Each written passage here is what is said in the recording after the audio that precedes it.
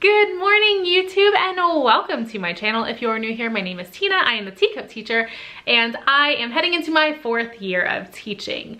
As you can tell by the title of this video, there are some big changes coming this school year. I will jump right into it because there's really nothing else to talk about. I am moving grades, schools, districts, and the big one, states. So, backstory. If you guys have watched any of my previous vlogs, you know that I was born and raised in New Jersey. I moved to Maine when I was 22, and then I was only supposed to stay for 6 months and never left. There's a very, very condensed version. Because of my working schedule, I am not able to go home as much now that I'm a full-time educator, and I go home twice a year. Normally, that's not a big deal for some people, but I come from a very small but very close-knit family. My parents, my sister, my nephews, we're always doing things together.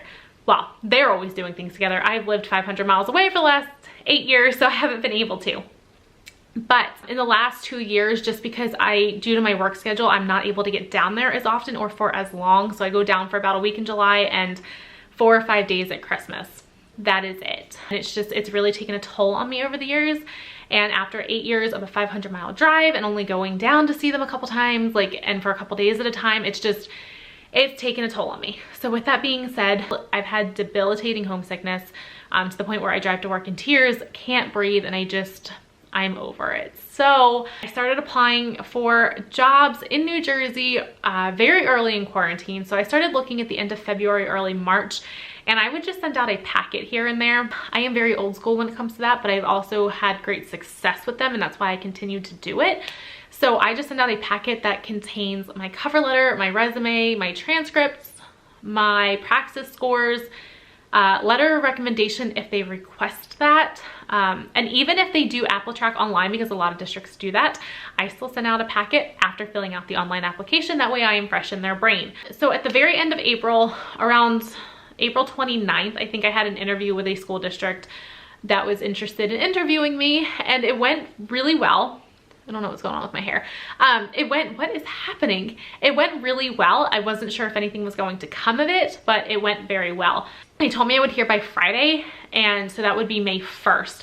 Did not hear anything May 1st, so I assumed that they went with another candidate, which is fine. It's a very saturated market down there as far as teacher applicants. So I figured they went with someone else, no big deal, it wasn't meant to be. May 11th, I finally heard back from them, and we scheduled a second interview for May 13th. My second interview required me to come up with a mock lesson, which I had never done before. But listen, if I'm gonna have to do, the lighting just went terrible. But listen, if I'm gonna have to do a mock lesson, I want it to be online. We did Google Meet for these interviews. So I did a mock lesson for a math lesson, which actually ended up being a lesson that I really do every year. And it was just super simple. I already knew everything that I needed to know, how I would meet, different learners and all those things. So had the interview May 13th, told me I would hear from them by that Friday. Did not hear from them by Friday.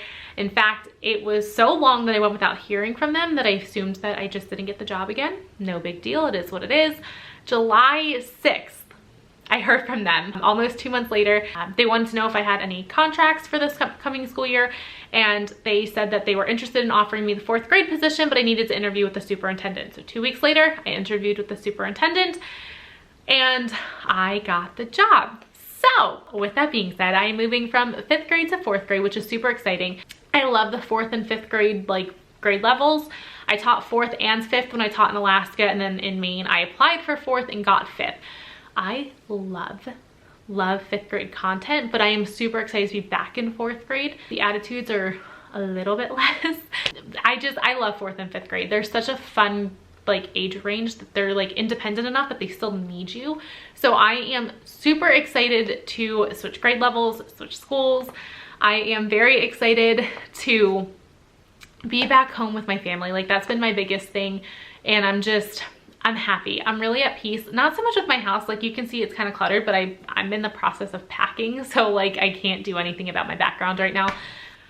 But I am ecstatic. I am slightly overwhelmed. It is currently August 20th. I don't know when my orientation is, but it's between the 24th and 26th. We don't have a date yet. And as of right now, I've gotten this question a lot on Instagram, so I'm gonna kind of address it here too. As of right now, my new district's model is students will be face-to-face Monday through Friday for half days. They will be sent home with a bagged lunch. Now, keeping in theme with the whole lunch thing, I'm not gonna have a regular classroom this year. My classroom is going to be in the cafeteria. I have lovingly named it the Classeteria. I haven't seen it yet, but just to allow for social distancing, because they've added one teacher per grade level in order to provide students with social distancing, they are utilizing all spaces in the building. So the gym is being used, the media center is being used, and the cafeteria is also being used as a classroom. So because they're not serving lunch, I do have the whole classroom to myself all day, which is great. But like I said, students are half day, face-to-face, and then we have, after they go home, teachers have lunch, teachers have prep, and then we are online teaching. I'm not sure what it looks like other than that. I'm meeting with my team teachers on Monday, and I'm super excited because they seem so fun. We've just been exchanging some emails and text messages here and there, but I'm really excited to work with them. And also, I do have team teachers. I am self-contained, so we're not departmentalized, which makes me very happy because I have done the whole departmentalization thing, and it's not my cup of tea. I am very selfish. I love having my kids all day. I don't want to share them, and I love being able to build relationships with one class. I know you can do it with more than one class. It's harder and it takes longer. And like I said, I am selfish and I'm impatient. So I'm so excited to be self-contained. I am excited for the challenge of not having a generic classroom. I will be, like I said, in the Classeteria, and I'm gonna make the best of it. This year is gonna be so nutty and just different that I am going to do what I can with what I have. I have done literally nothing, zero, zilch, nada for this upcoming school year, and guess what? It is what it is. I am fine. I am dealing. I'm starting to kind of feel the stress, but the thing is, like, I have never had to teach with another teacher. When I taught in Alaska, I was the only 4th and 5th grade social studies and ELA teacher. So I taught social studies and ELA for 4 and 5 and didn't have anyone to kind of be like, hey, what are you doing this week? Like, where are you at? What lesson are you on? And then same thing in Maine. I was the only 5th grade teacher. So I kind of just, you know, within reason, I did what I want. If I wanted to reteach something, I could. I wasn't super worried about having to be on the same page as somebody else. I mean, yes, I had a scope and sequence to follow, but I had a lot more freedom. So that is something that I'm gonna have to get used to, is working with other people, but I am super excited. And honestly, like, jumping into a new district in the middle of a pandemic, it'll be nice to have some other people to lean on. So I think that about covers it. Oh, I've had an Amazon wish list, honestly, for like over a year, and I have never shared that with you guys.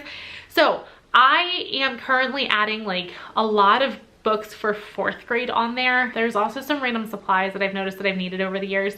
It's kind of like a working wish list. I am constantly adding and removing things. So please don't ever feel obligated, but if you are feeling generous and want to help out a new 4th grade teacher, not a new teacher, but a new to 4th grade teacher, I will link my Amazon wish list in the description below, because I don't have a lot of read alouds for 4th grade. Even 5th grade, I really should have used more picture books, and I'm realizing how valuable they are. I started to kind of use them right before quarantine started, of course, but I realized that they have so many uses in every subject, and they are so dynamic in teaching and engaging students that I really regret not using, especially picture books, sooner.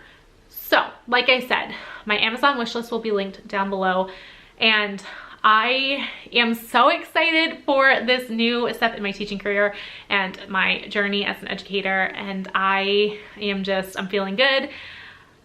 So, I think that covers everything. So if you haven't yet, be sure to hit subscribe.